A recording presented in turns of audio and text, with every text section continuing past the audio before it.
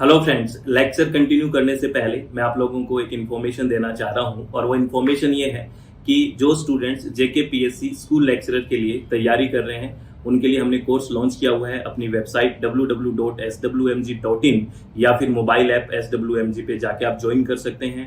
अभी आपका syllabus complete एकदम रिलीज हो गया है, तो बिल्कुल अच्छे से तैयारी कर सकते हैं हमारे साथ जुड़ के। अगर आप विलिंग हैं तो ज्वाइन करिए। All the very best. बहुत बहुत धन्यवाद। Thank you. Thanks a lot friends. अब एक बड़ा अच्छा टॉपिक है that is ecosystem services and its typologies. कितने टाइप हैं इसके और इकोलॉजी इकोसिस्टम सर्विसेज क्या है। वैसे आप इस नाम से तो समझते ही हैं कि इकोसिस्टम सर्विस क्या होता है। जो हमें बेसिकली इकोसिस्टम से मिल रहा है वो इकोसिस्टम हमारी सेवा ही कर रहा है, सर्विस दे रहा है। तो इसके क्या क्या टाइप्स हैं, कितने टाइपोलॉजी का है, ये एक इम्पोर्टेंट टॉपिक है और मुझे लग रहा है कि यहाँ से क्वेश्चन पूछना बड़ा स्वाभाविक है। तो बड़े शांति से सुनना है, ये बेसिक टर्म्स हैं और यहाँ से क्वेश्चन पूछना बड़ा स्वाभाविक है। फिर कह रहा हूँ, देखिए पहले बात करते हैं इकोसिस्टम सर्विस क्या है। Basically ecosystem service are the numerous benefit that humans derive from ecosystem, है ना। जो इकोसिस्टम से हमें बेसिकली बहुत सारे बेनिफिट्स मिल रहे हैं, तो इकोसिस्टम हमारा हमें सर्विस ही दे रहा है, सेवा कर रहे हैं। They are broadly categorize into 4 type, या ये 4 तरह के हैं। क्या है? प्रोविजनिंग है, रेगुलेटिंग, सपोर्टिंग एंड कल्चरल। यहीं से क्वेश्चन पूछने की संभावना है कि इन जो ये कैटेगरी बनाई गई है 4 तरह की इकोसिस्टम सर्विसेज में, that is provisioning, regulating, supporting and cultural, इनका क्या डिफरेंस है, अलग अलग मतलब इनमें क्या डिफरेंस है, ये हमें देखना है, क्या मतलब है इनका। These services are essential for human wellbeing and the health for the planet. ये सारी सर्विसेज हैं, ये एसेंशियल है ह्यूमन वेलबींग के लिए, ये चारों के चारों, है ना। और अपनी अपनी हेल्थ के लिए भी और प्लेनेट के लिए भी, सब के लिए। और थोड़ा सा इसको थ्योरेटिकल पार्ट करते हैं, फिर इसको हम चारों को देखेंगे। कह रहा है कि healthy ecosystem are the base for a wide range of economic, the environment and aesthetic goods and services. पता ही हमें, अगर इकोसिस्टम हेल्दी होगा तो सारी चीज़ें अच्छी रहेगी, इकोनॉमिक हम ठीक रहेंगे, इन्वायरमेंट ठीक रहेगा, एस्थेटिक गुड्स एंड सर्विस सब ठीक रहेगा। The products of ecosystem process are named as ecosystem services. जो भी हमें इकोसिस्टम प्रोसेस से जो प्रोडक्ट है हम ले रहे हैं, है ना, वो सारी क्या है, इकोसिस्टम सर्विसेज ही हैं।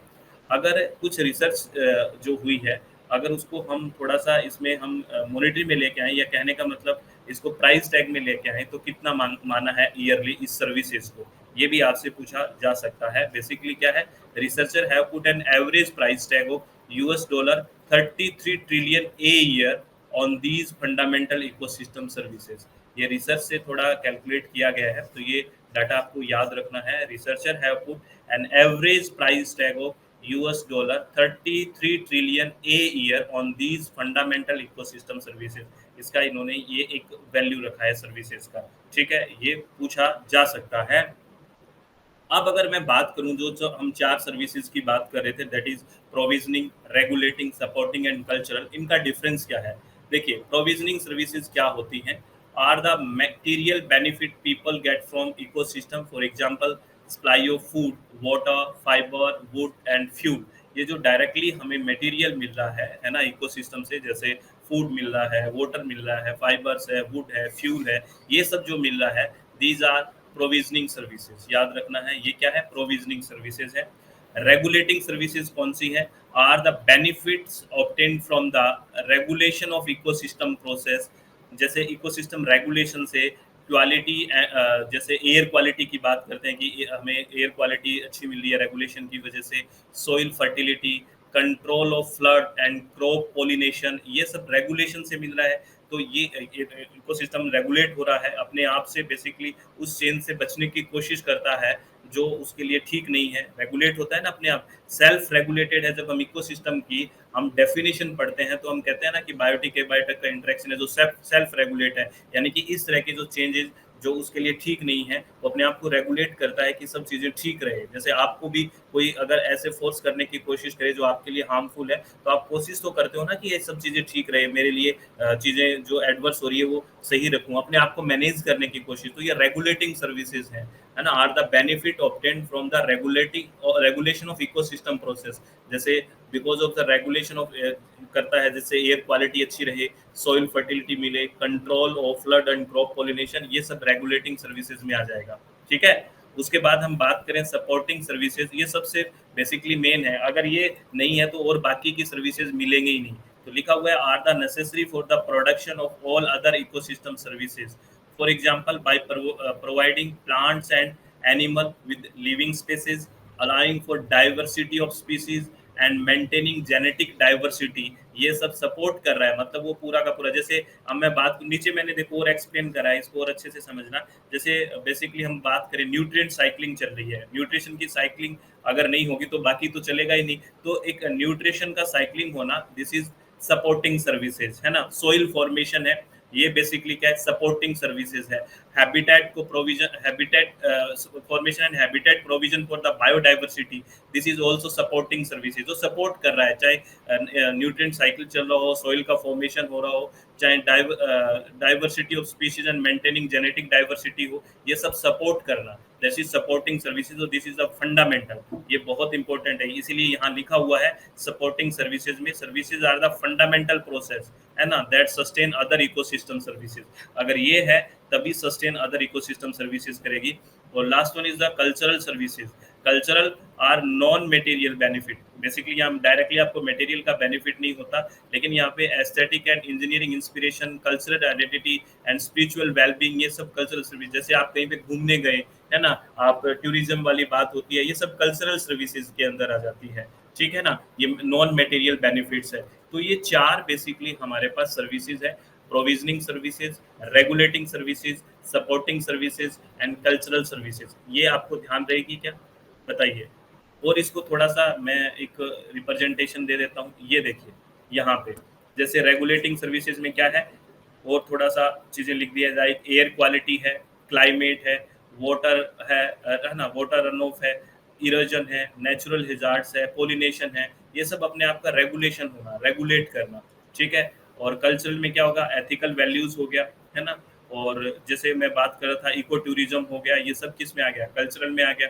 और प्रोविजनिंग में क्या हो गया, जो डायरेक्ट मटेरियल लाइक फूड है, फाइबर है, ये सब जो हमें फ्यूल है, नेचुरल मेडिसिन है, ये सब प्रोविजनिंग में आ गया। और सपोर्टिंग में सारा जैसे न्यूट्रिएंट, जो न्यूट्रिएंट का साइकिल है, वाटर साइक्लिंग है, सॉइल फॉर्मेशन है, फोटोसिंथेसिस है, ये सब सपोर्टिंग में आएंगे। तो इसलिए इसको सेंटर में रख दिया सपोर्टिंग को, क्योंकि ये रहेगा तभी बाकी रहेंगे, ये फंडामेंटल है, इसलिए सेंटर में। तो अब सारी पिक्चर क्लियर हो गई, ये चारों के चारों सर्विसेज आपको क्लियर है, बताइए प्लीज यस और नो। चलो, ये बड़ा इंपॉर्टेंट है, टॉपिक है, ध्यान रखें। और इस पेमेंट कैसे करेंगे इकोसिस्टम सर्विसेज की, है ना, मैं अभी थोड़ी देर में आपसे इससे रिलेटेड क्वेश्चन भी पूछूंगा, जो इकोसिस्टम सर्विसेज की बात करी है। तो जो आपको इकोसिस्टम सर्विसेज हमें मिल रही है, उसकी पेमेंट कैसे करेंगे, तो ये थोड़ा कंसेप्ट का समझने की कोशिश करते हैं, क्या कंसेप्ट दिया। और basically payment for ecosystem services, जैसे शॉर्ट में ईईएस बोलते हैं इसको, is a concept that aim to provide financial incentives to individual or community for the preservation या restoration और enhancement of ecosystem and service by the provide। मतलब इनको financial incentives देना चाहिए, चाहे कोई इंडिविजुअल है, चाहे कोई कम्युनिटी है, जो इकोसिस्टम को प्रिजर्व करने में, रिस्टोर करने में और इसको एनहांस करने में बेसिकली हेल्प कर रहा है, तो उसको बेसिकली क्या करना चाहिए, फाइनेंशियल इंसेंटिव देना चाहिए, है ना। It's a market based approach that recognize the value of ecosystem services credit such as clean water, carbon sequestration and biodiversity conservation। इस तरह की कोई चीज कर रहा है, ये मार्केट बेस्ड अप्रोच है, देखे, है ना, the value of ecosystem services की क्या वैल्यू लगानी चाहिए। मैकेनिज्म क्या हो सकता है इसका, कैसे पे कर सकते हैं, direct payment to land owner और कम्युनिटी, और through payment for environmental services such as carbon credit और वाटर क्वालिटी, किसी भी तरह से हम पे उसको बेसिकली पेमेंट हो सकती है, किसी भी तरह से कर सकते हैं। ये जैसे हम पढ़ रहे हैं इतना हल्का नहीं है, इसकी बहुत बड़ी वो चलता है सब, लेकिन हम आइडिया लगा सकते हैं कि इस तरह की भी चीज़ें होनी चाहिए या इस तरह की चीज़ें भी हैं। लाइक जैसे एक आपको और थोड़ा सा बताता हूँ, जिसमें है ना 2020 में इसके लिए नोबेल प्राइज मिला है, किसको, सॉरी, ये बेसिकली टाइलर प्राइज है, जो इक्विवेलेंट टू नोबेल प्राइज है इन्वायरमेंट के लिए, ठीक है ना। देखो कौन है, पवन सुखदेव जी हैं, receive Tyler prize Nobel equivalent for environment in 2020। आपसे डायरेक्ट ये भी पूछा जा सकता है किसको मिला है, ये दिस इज पवन सुखदेव, इनको मिला है। ठीक है, क्यों मिला है, एक टर्म पढ़ते हैं फिर ध्यान रखना, दैट इज TEEB। ये क्या है, the economics of ecosystems and biodiversity. क्या है ये, the economics of ecosystem and biodiversity, short में इसको TEEB बोलते हैं। This is global initiative focus on making nature's values visible. ये एक ग्लोबल इनिशिएटिव है, कहाँ पे फोकस रखा गया इसका, कि जो नेचर्स की वैल्यू है उसको विजिबल करिए कि क्या वैल्यू है इसकी, है ना। इट्स प्रिंसिपल ऑब्जेक्टिव, इसका प्रिंसिपल ऑब्जेक्टिव क्या है, its principal objective is to mainstream the values of biodiversity and ecosystem services into decision making at all level for green domestic product. ठीक है, capture monetary valuation of ecosystem service and biodiversity. और ये जो concept दिया गया था was given by Sukhdev, और इनको ये प्राइज मिला है। ये आपसे पूछा जा सकता है, तो आपको हो सकता है TEEB के बारे में इंफॉर्मेशन ले ले कि क्या है, या फिर इस प्राइज के बारे में भी आपसे क्वेश्चन पूछा जा सकता है, तो आप बता दोगे।